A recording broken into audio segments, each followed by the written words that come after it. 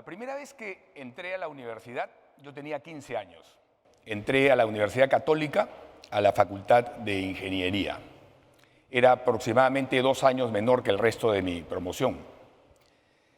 Y en una actitud de una inmadurez gigantesca, pasé todo ese siguiente primer ciclo no yendo a clases y cuando iba a la universidad haciendo relaciones sociales y tal vez fumándome un troncho por aquí o por allá. El resultado fue más o menos predecible.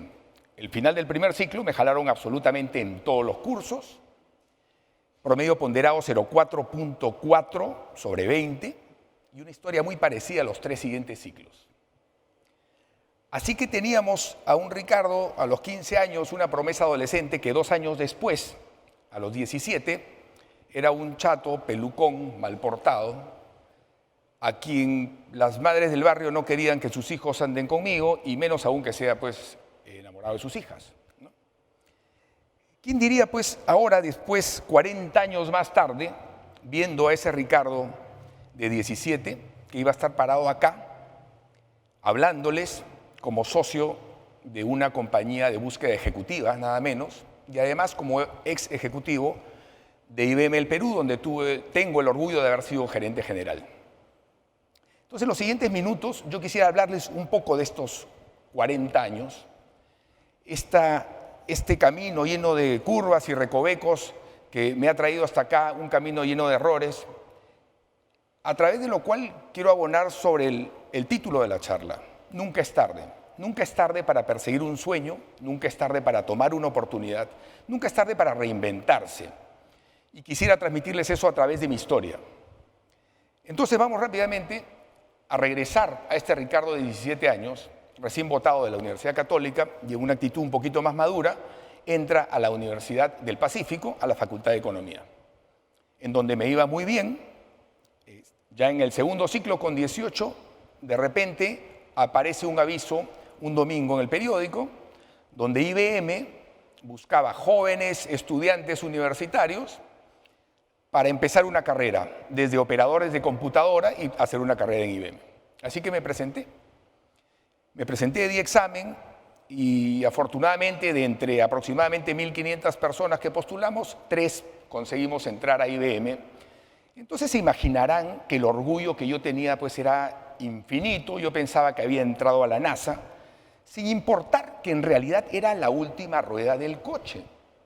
Y era literal, porque mi primer trabajo, y no tengo nada contra ningún trabajo, pero esto es un hecho de vida, era ser bodeguero. Yo estaba atrás de un mostrador vendiendo las cintas para máquina de escribir que existían en esa época, esas bolitas que tenía la máquina de escribir de IBM, cuadraba mi caja, daba vuelto.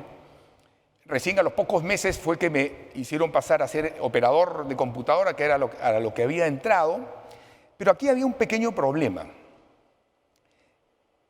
Tenía que dejar la Universidad del Pacífico, donde estaba en ese momento, porque en ese entonces, por lo menos, los horarios de la universidad no me permitían estudiar y trabajar.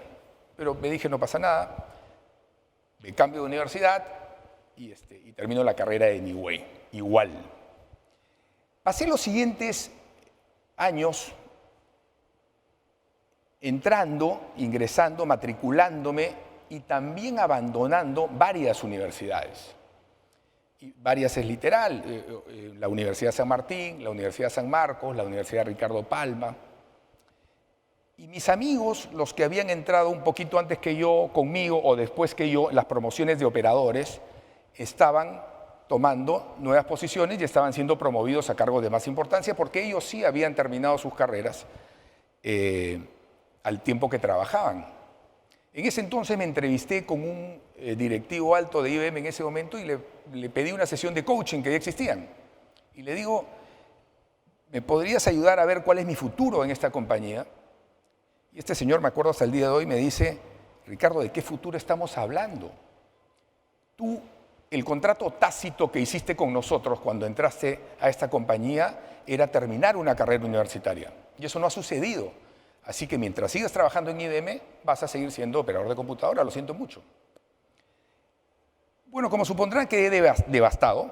Ese año, además, para colmo de males, era un año complicado para mí porque unos meses antes, la única posesión terrena que tenía en esta vida, que era un Volkswagen viejo, Yo lo había vendido para irme de viaje a Argentina, en un viaje en teoría de negocios, a comprar ropa y venderla acá y comprarme un mejor carro, y perdí toda la plata. Perdí toda la plata, entonces me encontraba acá sin carrera, sin carro, sin carrera de ningún tipo, ni universitaria, ni perspectivas en IBM, y no sabía qué hacer. Entonces, era el año 83, recuerdo hasta ahora, tomé las dos decisiones más importantes de mi vida. Una de ellas, casarme, o pedirle a Susi que se case conmigo. Susi era mi enamorada. Número dos, ahora sí, volverme a meter a la universidad, esta vez a la Universidad de Lima, Administración de Empresas, y terminar la carrera de un tirón. Afortunadamente las dos cosas sucedieron. Susi me dijo que sí. Nos casamos en diciembre de ese año. Yo terminaba mi primer ciclo de la Universidad de Lima y Susi terminaba su carrera universitaria completa. Y estas paradojas de la vida, algunos años antes, a los 15, cuando yo había entrado a la Católica y antes y la gente me veía deambulando por los jardines, me preguntaba de qué colegio me había escapado. Y hoy día, a los 22, en el primer día de clases en la Universidad de Lima, que yo fui de saco y corbata porque trabajaba, pues me confundieron con el profesor, porque era el más viejo de todos, evidentemente. Pero bueno, así es la vida, así que le puse pecho. Pasaron estos un poquito más de 5 años, terminé la carrera. Diego y Lucía ya existían, mis 2 hijos, nacieron mientras estudié, fueron años duros, pero que pagaron. Y aquella bendita y esperada promoción en el trabajo vino 10 años después, cuando al resto de mis amigos la conseguían en 2 o 3. Pero bueno, está bien, nunca es tarde, nunca es tarde. Y estaba yo en un puesto de analista de sistemas, recién empezaban los puestos de analista de sistemas, es como programar a mano hoy día.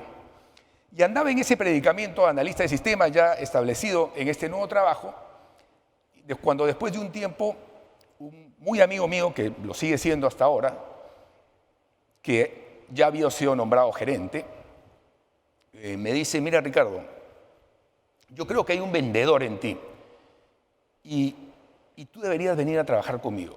Si tú puedes manejar el hecho de que yo sea tu jefe, el puesto es tuyo. Y la verdad, a mí, que no sé si para bien o para mal, algunas veces no me cuesta mucho tomar decisiones, inmediatamente le dije que sí. Entonces, 15 años después de haber entrado a IBM, me encontré nuevamente en Casillero 1.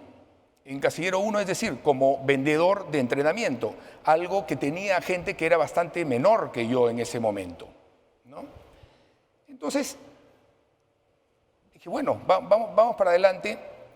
Tomé la carrera de ventas, justo había escuchado al gerente general de aquella época en IBM que decía: la gente que pase a ventas, que por favor entienda que es como si fuera su primer día en la compañía, no importando lo que ha hecho antes en otras áreas. Así que bueno, a los 15 años era nuevamente mi primer día en la compañía. Afortunadamente me fue bien, fue un proceso de reinvención, otro tipo de trabajo.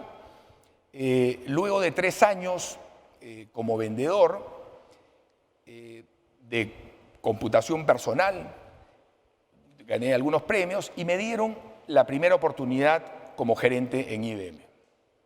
Así que, con un ingrediente adicional, esta oportunidad era una gerencia en IBM de Venezuela. O sea, mi primer puesto como gerente era fuera del país. Así que bueno, vamos para allá.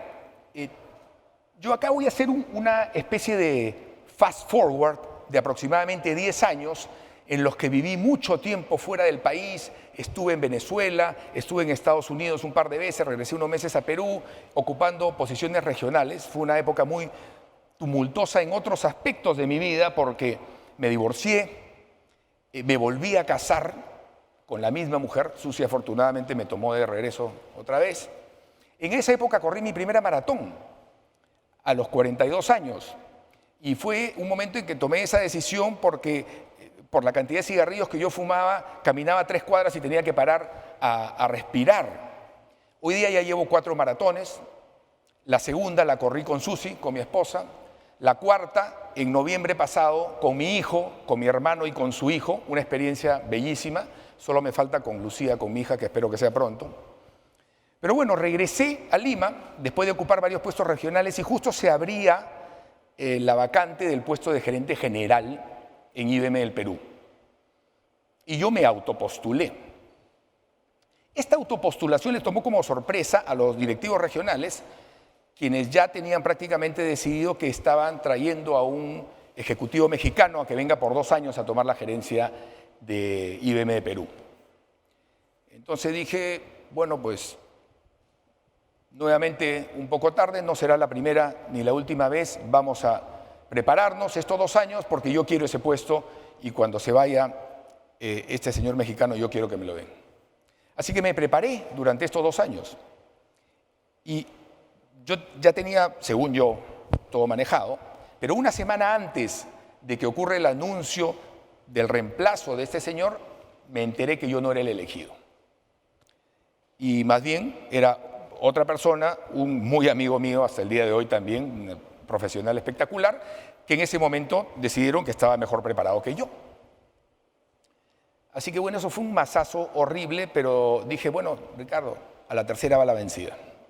Y me preparé, mi puesto era bueno, estaba bastante bien, pero yo quería la gerencia general de IBM. La quería, sentía que podía aportar, sentía que podía hacer un buen trabajo. Pasó el tiempo de mi amigo, se vuelve a liberar la gerencia general y de repente, faltando un par de semanas, el baldazo, me entero que no estaba siendo yo el escogido. Pero ahí, en lugar de resignarme en una reacción impulsiva e instintiva, por decirlo, tomé un avión, me fui a Buenos Aires, donde residía la persona que tomaba esa decisión, que era el que en teoría podría ser mi jefe, y le pedí una reunión de 1 hora y sigue siendo mi amigo, de hecho se pasa un profesional espectacular, le digo, José, por favor, déjame explicarte por qué creo que yo soy la persona que tienes que escoger para este puesto. Afortunadamente para mí lo pude convencer, algo para lo cual estoy agradecido hasta el día de hoy. Y recuerdo que el día del anuncio, él decía que entre otras cosas me había dado el trabajo porque nunca había visto a nadie que tuviera tantas ganas de hacer algo. Y sí, yo tenía muchísimas ganas de hacer ese trabajo y fui muy afortunado y fui muy feliz durante ese tiempo en IBM, que fueron un poquito más de 4 años, liderando a un grupo de profesionales de clase mundial, liderando un equipo con el cual hicimos cosas maravillosas y que de alguna manera empezó a cerrar el círculo de esta luna de miel de 30 y tantos años con esta compañía. Me permitió también reconectarme con el mercado peruano. Me reconecté con el circuito empresarial, fui director en AmCham, en IPAE, me involucré con 2 de mis otras pasiones, que son la educación y la sostenibilidad. La educación perteneciendo a instituciones como CREAMás, como Enseña Perú, como United Way. Y en la sostenibilidad con un grupo maravilloso llamado L+1, que es un grupo de empresarios que apuestan por un Perú sostenible y al cual tengo el orgullo de seguir perteneciendo hasta el día de hoy. Pero bueno, después de esta aventura de gerente general me quedó un encargo más, afortunadamente tuve otra promoción, tuve otra salida a Brasil, pero estábamos preparando ya la salida de IBM, lo cual ocurrió hace un poco más de 2 años. Después de esto, tuve la fortuna de ser aceptado como socio en AMROP. Los socios que eran en ese momento los que tenían la compañía consideraron que mi experiencia iba a servir para poder ubicar en los puestos ejecutivos más importantes del empresariado a los mejores perfiles. Trabajo que hago hasta el día de hoy y lo hago con muchísimo gusto. Siento que me he preparado toda mi vida para esto. Y aquí estoy parado ahora. Y ustedes me preguntarán, ¿eso es todo? Pues ni de casualidad es todo. Yo tengo muchísimos sueños todavía que cumplir. Hoy día quiero escribir un libro, quiero tomar una cátedra, para lo cual hice otra cosa cuando estaba en IBM. Estudié un MBA a los 54 años, donde, como supondrán, también nuevamente era el mayor de mi clase. Y después de haber tenido ese MBA, quiero tener una cátedra ahora, un sueño que voy a cumplir. Quiero aprender a cantar. Tengo el sueño también de tirarme en paracaídas, pero eso tengo que discutirlo antes con mi mujer. pero espero poder hacerlo. Y bueno, y regresamos un poco al principio. Y yo me presenté diciendo que era socio de una empresa de talento ejecutivo. Y si pienso que eso me define, por supuesto que no. Por supuesto que no es, como diría la gran Wendy Ramos, no es la etiqueta que me define. Ni esa, ni ser un ex ejecutivo. Pero hay algunas otras etiquetas con las cuales, más que etiquetas, roles, digo, que pienso que nos pueden definir en otros ámbitos de la vida. Roles en los cuales afectamos a otras personas, como por ejemplo el de padre, el de esposo, el de hijo, hermano, cuñado, primo, compadre. El de amigo, esa palabra tan poderosa cuando la amistad es definida en toda su extensión. Y todos esos roles que nos permiten hacer un efecto positivo en otras personas. Así como esas personas de alguna manera, por lo menos en mi caso, me han convertido en un mejor Ricardo, el contacto con ellas. Y me han permitido además cumplir con mi misión en esta vida, que es ser feliz. Y es una receta que tampoco es muy complicada. Para empezar, tienes que rodearte de estas personas. Tienes que ser vulnerable, permitir que te vean por dentro. Tienes que aceptar que las mejores enseñanzas están dadas a partir de los errores, aunque suene al lugar común, es cierto. Tienes que intentar a toda costa ser empático, porque la única forma de efectuar un impacto positivo y de ayudar a tu prójimo es poniéndote antes en sus zapatos. Y tener suerte. Sí, suerte, pero suerte no esa suerte que uno se sienta a esperar, sino esa suerte que uno sale a buscar. Yo leí hace poco una frase famosa de un golfista ya muerto americano que se llamaba Arnold Palmer. Y él decía, mientras más practico, más suerte tengo. Y de eso se trata. Cuando ustedes tengan un sueño que anda flotando por ahí, pónganse las zapatillas y salgan a perseguirlo, porque al final de eso se trata la vida. Muchas gracias.